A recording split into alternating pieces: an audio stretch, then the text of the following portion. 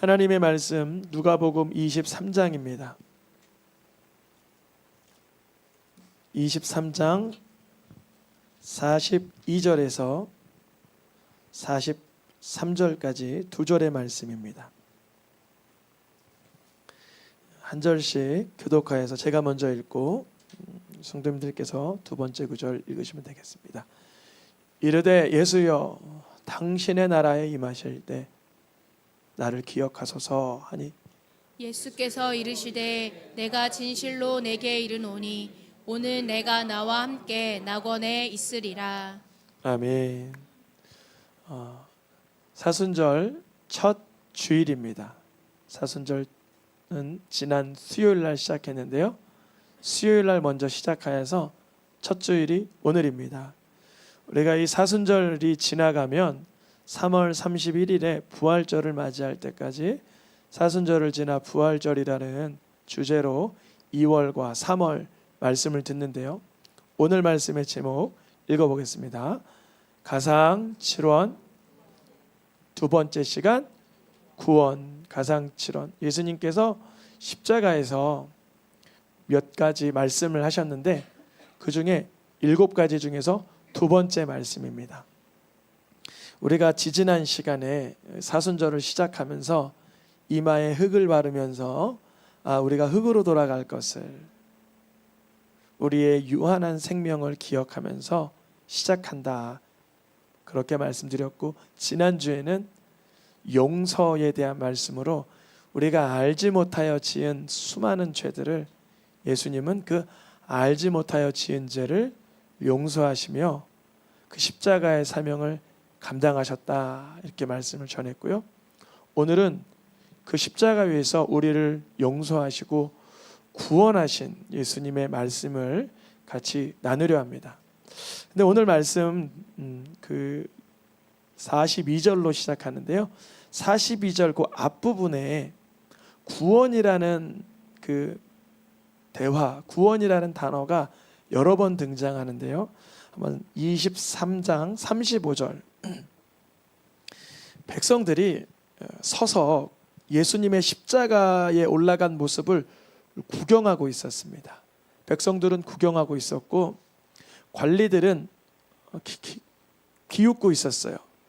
그러면서 예수님을 향하여 이렇게 말하는 거예요. 관리들이요, 저 사람이 남을 구원하였으니 그리스도면 자신을 구원할 거다, 이렇게 말하고 있었어요. 오늘 가상칠언 두 번째 시간 구원에 관한 말씀인데, 이 구원에 관한 언급을 예수님이 하신 게 아니라 예수님을 십자가에 못 박아두고 비웃고 구경하는 사람들의 입술에서 구원이라는 말이 먼저 나왔어요. 남을 구원했으니 자신도 구원할 거야, 이렇게 얘기했어요. 두 번째, 그 곁에 있던 36절 군병들도 그 곁에서 그 말을 듣고 희롱하면서 같은 이야기를 합니다. 그리스도, 이스라엘의 왕, 하나님의 아들, 유대인의 왕이면 너가 너를 구원해라, 이렇게 말하고 있습니다. 이어서 예수님이 혼자 십자가에 못 박히신 게 아니라 양쪽에 행악자들이 같이 매달렸는데요. 강도였죠, 강도. 그들도 똑같이 너 그리스도 아니냐, 그러면 너도 구원하고 우리도 구원해라, 그래요. 오늘 가상칠언 두 번째 시간 구원에 관한 말씀인데요.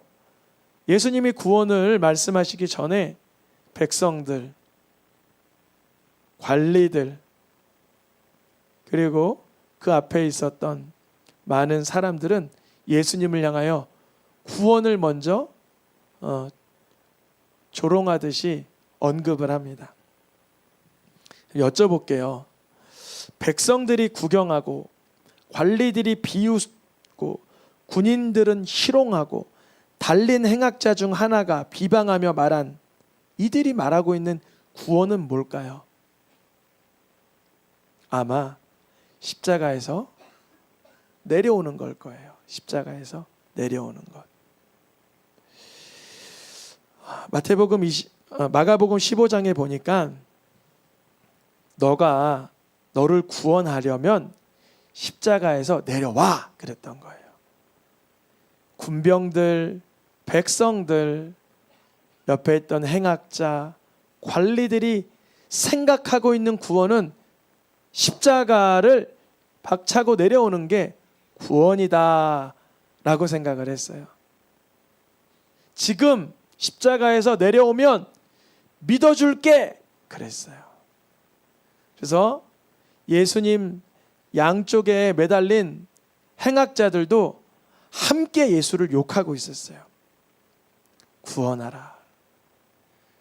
예수님은 구원자였는데 구원하러 오신 분이 사람들의 조롱 속에 자신을 구원해 보라는 외침 속에 십자가에 처절하게 매달려 있는 상태입니다. 어떤 사람은 그랬어요. 저렇게 매달린 거 보니까 엘리야가 와서 구원해 주겠지. 그렇게 놀렸어요. 이처럼 예수님 당시에나 또 많은 사람들이 생각하는 구원은 그런 어떤 고통에서, 육체의 고통에서 벗어나는 것, 형편의 어려움에서 좀 이렇게 해방되는 걸, 그걸 구원이라고 여깁니다. 틀린 말은 아닌 것이, 우리도 생활에서 곤란함이 당면될 때, 괴로움을 마주하게 될 때 날 구원해 달라고 기도합니다. 마치 제자들이 폭풍 가운데 구원해 달라 하고, 병자가 나의 질병에서 구원하여 달라 하고, 전쟁 가운데 대적에게서 구원해 달라고 하는 것처럼 우리가 생각하는 구원은 눈에 보이는 외면적인 구원일 때가 많이 있습니다. 근데 함께 십자가에 못 박힌 자들이 예수를 욕하며 너와 우리를 구원하라 소리치다가 한 강도가 희한한 변화를 경험합니다. 지금 예수님도 십자가에 매달려 있고 행악자 자신도 끔찍한 고통 가운데 있는데요. 그 한 사람이 신비로운 변화를 경험해요. 누가복음 23장 40절에 보니까 이 사람이 갑자기 하나님을 두려워하게 됐어요. 누구를 두려워하게 됐다고요? 하나님.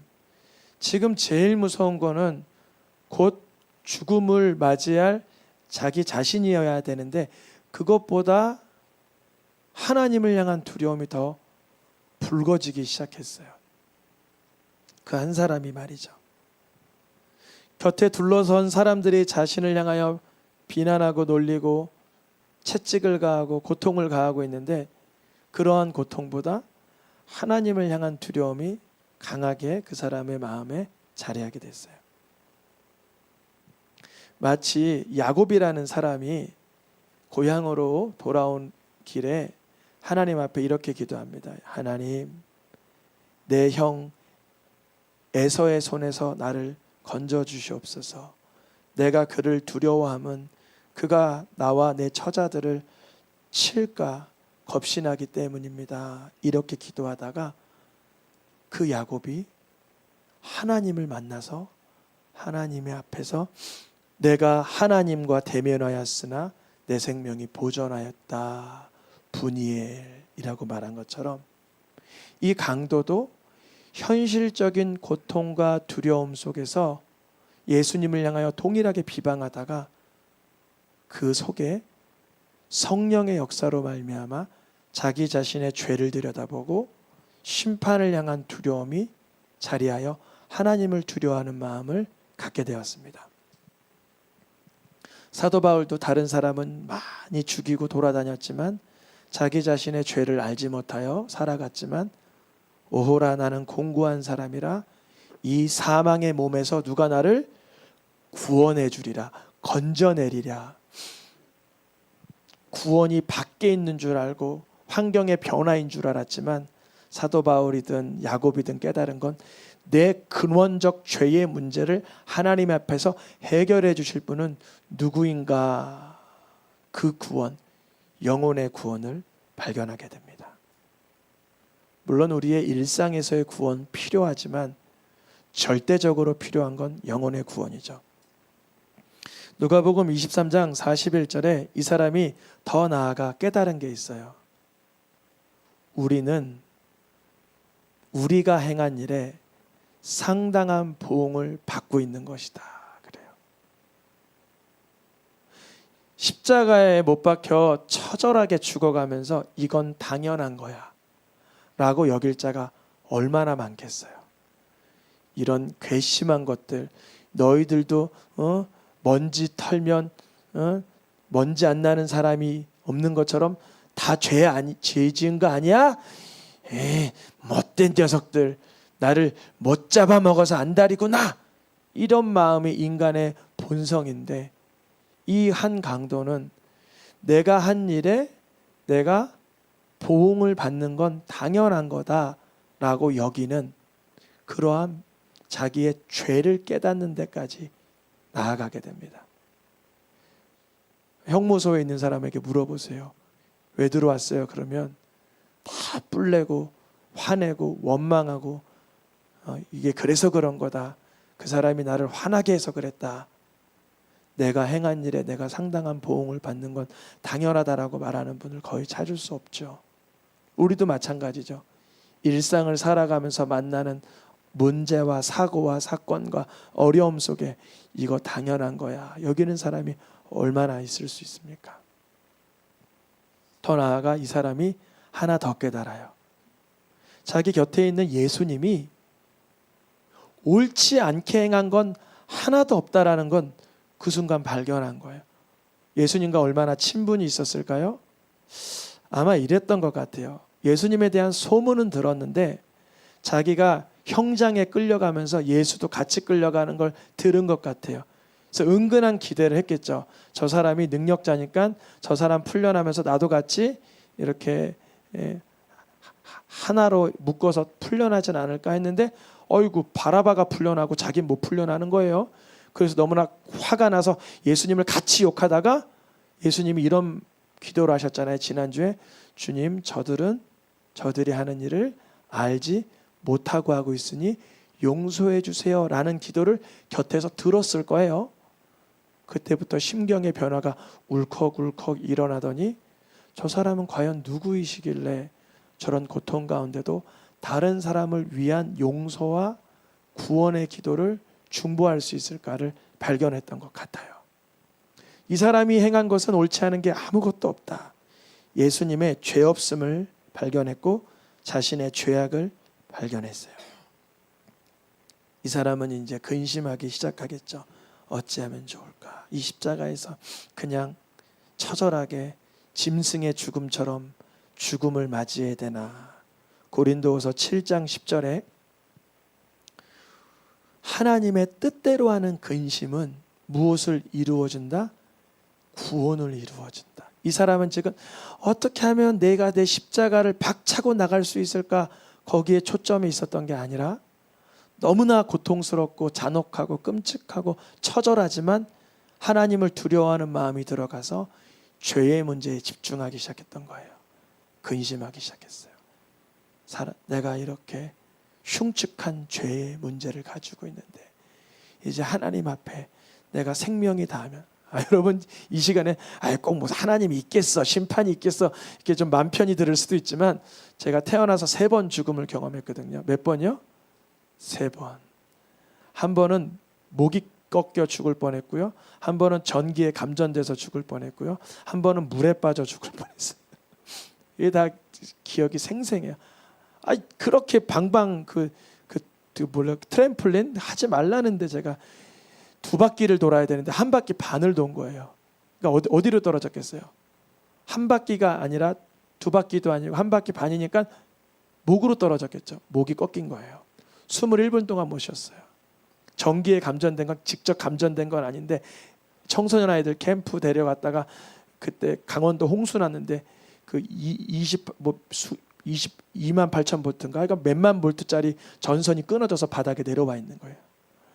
순간 움찔했죠. 그때 뭐라고 해야 되나, 하나님 나 장가도 못 갔잖아요. 한번 살려주시면 안 돼. 살려주셔도 거룩하게 살 용기는 없지만 주님 저를 좀 이렇게 가르치면서 살아가게 좀 해주세요. 살아났어요. 물에 빠져 죽을 뻔하고 목이 꺾여 죽을 뻔하고. 근데 그 죽음을 당면하면 사람이 내 영혼의 때가 있음을 발견하게 됩니다. 그것을 우리가 육신에 편안할 때는 아니 뭐 사람이 죽으면 화장터에 가고 뭐 납골당 들어가고 별거 없거니만 그렇게 보이는 데 집중할 수 있지만 여러분 우리가 보이지 않는 그것을 하나님께서 영혼의 눈을 열어주실 때가 있어요.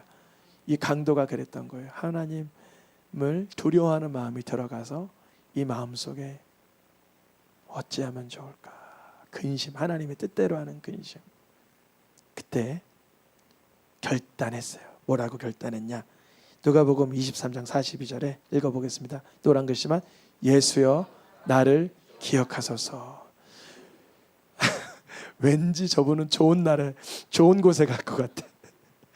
이 강도가 봐도 뭐 예수님이 하나님의 아들이다, 그리스도다, 이스라엘의 왕이 역사적으로 증명된 두고 뭐 예언을 이루신 뭐 이런 걸 다 몰라도 예수님은 좋은 곳 갈 거다, 이런 게 마음에 확신이 있었던 거예요. 예수여 나를 기억하소서. 언제? 당신의 나라에 임하실 때. 예수의 나라가 바로 천국이죠. 예수님은 항상 하나님의 통치 속에서 거하셨으니까요. 부탁했어요. 예수님, 내가 아까 전에 예수님 같이 힐난하고 욕했던 거 그거는 잊어주시고 나를 좀 기억해 주세요. 도와주세요. 내가 방도가 없고 어리석고 무지하여 이렇게 살았습니다. 지금은 십자가에 처절하게 짐승처럼 끔찍하게 죽지만 내가 여기서 눈 감고 호흡이 마치는 순간 주님 나를 기억해 주세요. 그래요. 예수님이 너 방금 전까지만 해도 나 욕했잖아 이러지 않으시고 바로 뭐라 그러시냐면 43절에 읽어보겠습니다. 오늘 너가 나와 함께 낙원에 있으리라. 언제요? 오늘, today. 오늘. 야, 이 사람은 그 앞전 구절 보세요. 때가 불명확했어요. 당신의 나라에 임하실 때, 그때가 뭐 언제일지 제가 잘 모르지만 예수께서는 즉시로 구원을 선포해 주십니다. 이 낙원이 무슨 낙원이냐? 구원이 아니고 낙원이면 이 강도는 낙원 가서 뭐 훈련 받고 천국 가냐? 뭐 이상한 논리를 펴시는 분들도 있는데 그 낙원은 구원입니다. 하나님의 낙원에 있는 생명나무 열매를 먹을 수 있는 곳이에요. 사도 바울이 3층 천에서 경험했던 그 낙원입니다. 하나님의 나라. 많은 사람들은 십자가에서 내려오는 게 구원인 줄 알았는데 이 강도는 깨달은 거예요. 하나님 앞에 어쩔 수 없는 자의 죄악의 문제를 해결받는 게 구원이라는 걸 발견한 거예요. 예수님께서 즉시로 그 구원을 선언해 주십니다. 왜냐하면 예수님의 이름의 뜻은 마태복음 1장 21절에 읽어보겠습니다. 시작. 자기 백성을 그들의 죄에서 구원할 자이심이라. 그 강도는 지금 십자가에 매달린 것보다 더 중요한 건 죄의 올무에 묶였다는 거예요. 죄로 인한 두려움에 묶였다는 거예요. 심판에 대한 무서움에 사로잡혔다는 거예요. 그런 그 강도를, 흉악범을 예수님은 그 죄의 올무에서 끄집어내시는 거예요. 저는 그 기억이 선명합니다. 고등학교 3학년 때 수련회를 갔다 왔는데 얼마나 무서운지. 3박 4일 동안 부흥의 목사님, 강도사님, 전도사님이 죄 지으면 지옥 간다고, 죄 지으면 지옥 간다고, 이걸 1000번 들은 것 같아요. 집에 오니까 난 지옥 갈 자예요. 완전 지옥 갈 자예요. 왜냐면 고3 정도 되면 죄라는 죄는 다 짓잖아요. 거짓말, 폭력, 뭐 싸움, 박질, 별난 걸 다 하잖아요. 내가 죄가 깨달아졌어요. 하나님, 나는 교회를 19년 다녔지만 난 죄인입니다. 내가 무슨 하나님의 자녀, 무슨 천국을 갑니까? 죄에 덜덜덜덜덜덜 떨고 있는데 그날 저에게 예수님이 찾아오시기를, 십자가에서 예수님이 죽으신 까닭은 내가 아직 죄인 되었을 때, 원수 되었을 때, 연약하였을 때 그때 죽으신 것이다. 그 핏값을 믿으라 그러시는 거예요. 그때 제가 그 밤에 그 침대 위에서, 퀸 사이즈 침대에서 덩실덩실 뛰었어요. 왜냐? 해결받았으니까. 죄의 문제. 오늘 죽어도 천국이요, 내일 죽어도 천국이요, 지금 죽어도 천국이라. 즉시로 전화기를 들어서, 그때는 휴대폰도 없던 친구들에게, 예수 믿지 않으면 너 같은 놈은 지옥 갈 거라고. 왜냐면 죄가 분명히, 친구들이 다 못된 애들이 많았거든요. 저도 못됐지만, 너 그런 식으로 살면 넌 반드시 주여, 내가 너 알지 않냐 그러면서. 그래서 그 다음 주 친구들이 다 교회 왔어요. 다 교회 왔는데 그 다음 주부터 또 안 와요. 제가 예쁜 애가 있다 그랬는데 걔네들 눈에 예쁘게 안 보였나 봐요. 친구를 유혹하는 방식이 그랬어요. 그날 아직도 미성숙했으니까. 예수님만 내 주인인 걸 알았지, 내가 막 성품이 거룩해지고 경건해지고 정결해지고 성결해지지 못해서. 그러나 죄에서부터 구원하신 예수님을 만난 것이에요. 여전히 그 앞에 무리들은 뭐라고 외치고 있냐면, 마태복음 27장 43절에 이제는 그를 구원하실까? 그래요. 이제는 예수 구원받을까? 그래요. 우리가 죄에서 구원받아야 될 것, 자기의 형편은 모르는 거예요. 그 무리에 있기 때문에. 듬직하잖아요. 무리가 아주 출중하니까 자기의 옆에 막 관리 있고 바리새인 있고 뭐 다 있잖아요. 제사장 있고. 그러니까 아이 구원해봐 그래요. 네, 여러분, 우리가 잘 몰랐던 사실이 하나 있는데, 사실 예수님도 이들이 조롱하는 이 말의 의미도 알고 그거에 대한 간절함이 있으셨어요. 요한복음 12장 27절에 보니까 예수님의 기도입니다. 예수님이 하나님께 이렇게 기도한 거예요. 아버지, 날 구원해 주세요. 그러는 거예요. 누가요? 예수님이. 여러분, 이 12장 27절 이거 중요한 말씀입니다. 예수님이 육으로 육체를 가지고 오셨기 때문에 얼마나 그게 가혹한 걸 아시는 분인 거예요. 우리 오늘 같이 예배드려야 하는 우리 베이스 치는 우리 다엘이 아빠가 오늘 교회를 여기 주차장에서 문을 닫다가 본인의 손가락을 모르고 이렇게 탁 찐 거예요. 파래졌어요. 얼마나 아픈지. 그 뭐라 그러죠? 팍 쓰러지는 거.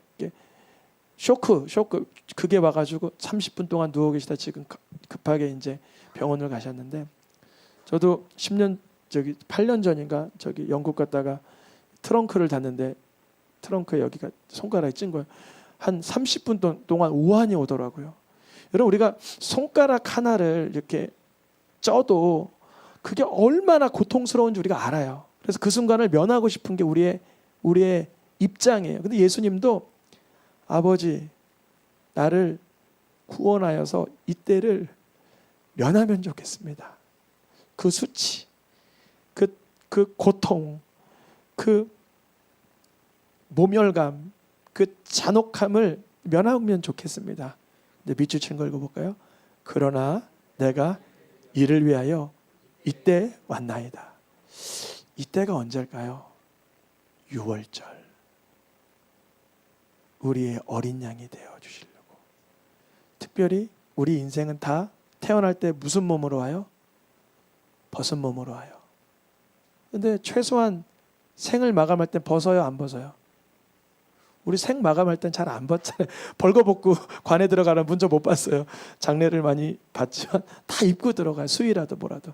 예수님은 운명하실 때 우리가 이제 그 성화에 예수님 몇 개라도 두르고 계시긴 하지만 그거는 그냥 우리가 예의로 덕스럽게 그렇게 표현하는 거지, 사실은 벌거벗김 당하셨거든요. 속옷도 없이.